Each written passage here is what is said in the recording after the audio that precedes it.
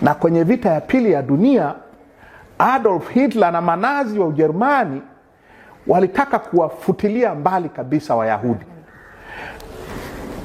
Wajerumani, wazungu ndio walotaka kuwamaliza Wayahudi, sio Waarabu, sio Hamas. Hakukuwa na Hamas. Sasa waliuawa Wayahudi milioni 6 na manasi wa Ujerumani kwenye concentration camps. Leo kuna concentration camp, watu hawataki kusema. Gaza imekuwa concentration camp.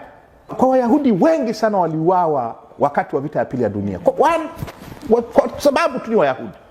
Chukuliwa, wekwa kwenye matreni, wanapelekwa kwenye makambi ya nani ya hizi concentration camp, magereza makubwa open, Auschwitz, Treblinka, yako mengi.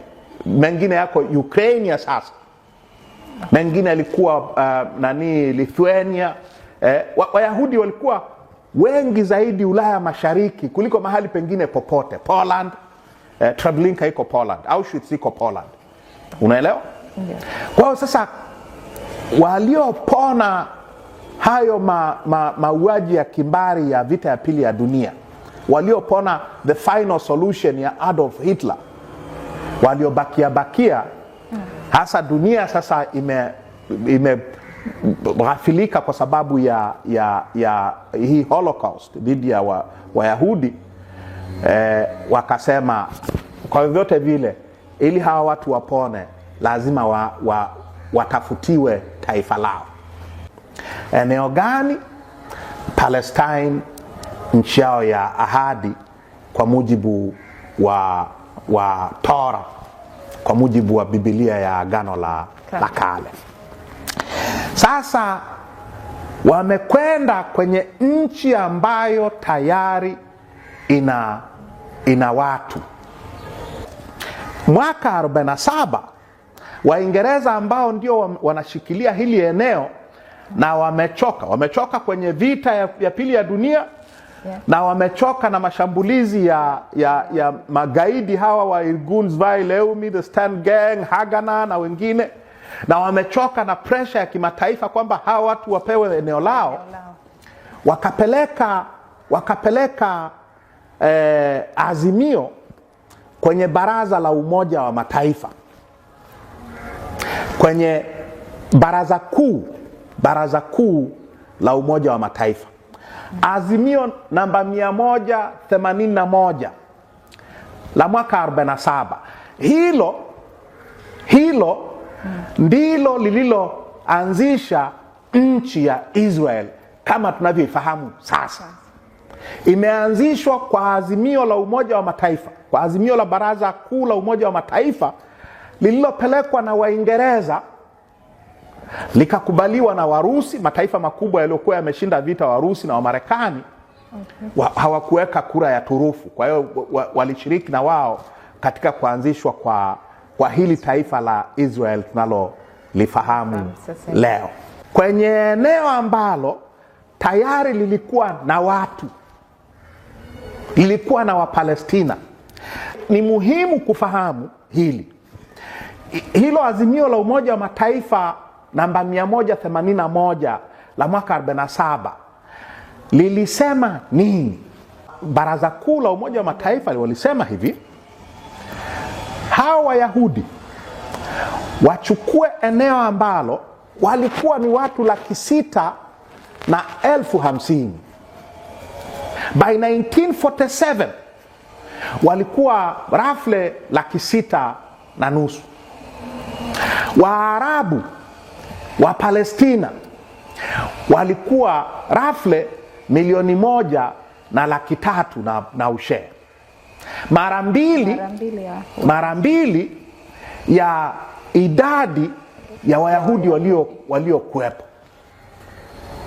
Sasa azimio la Umoja wa Mataifa likasema hawa watu 650,000 wapewe 56% ya hiyo nchi ya Palestine. 56%. Wako 6,500,000 wachukue 56% ya eneo la Palestine. Waarabu wakakataa. Wanachukuaje eneo kubwa? Maeneo yetu. Ni maeneo yetu. Sisi tutaenda wapi? Wayahudi walikuwa na nguvu za nini? Za kijeshi, kama nilivyosema, wana nguvu za kiuchumi, wana ushawishi mkubwa katika maeneo mbalimbali ya nini ya dunia. Kwa hiyo lilipopitishwa lile azimio la Umoja wa Mataifa, wakaingia sasa kijeshi. Wamepata kibali cha jumuiya ya kimataifa. Sasa wakaingia kijeshi. Kwa vita ya kwanza ya Wayahudi na Waarabu ni vita ya kuanzishwa kwa taifa la Israel 1947-48. Kwenye vita ile, kwa sababu walikuwa na nguvu za kijeshi, wakawashinda Waarabu, wakayashinda majeshi ya Syria, majeshi ya Misri. Wapalestina wenyewe hawakuwa na chochote cha maana, wao fyekwa tu na majeshi ya Jordan. Baada ya ile vita, hiyo vita ya 48, mambo mawili yalitokea na ni muhimu sana. Wapalestina zaidi ya 750,000 waliokuwa wanaishi katika hayo maeneo ambayo sasa ni Israel, walifukuzwa kwenye maeneo yao. Kwa zaidi ya nusu ya Wapalestina, kumbuka walikuwa 1,300,000, zaidi ya nusu, figa zinazo nini zungumzwa ni 750,000 walifukuzwa kwenye maeneo yao, miji yao, vijiji vyao, mashamba yao, majumba yao, wakasambaratishwa. Wengi wakakimbilia kwenye makambi ya wakimbizi yaliyoanzishwa kwa ajili yao Gaza.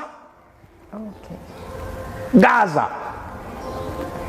70% ya wakazi wa Gaza leo ni watoto au wajukuu wa wazazi waliokimbizwa Israel.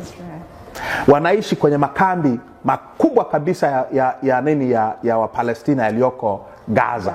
Jabalia, Han Yunis, na mengine.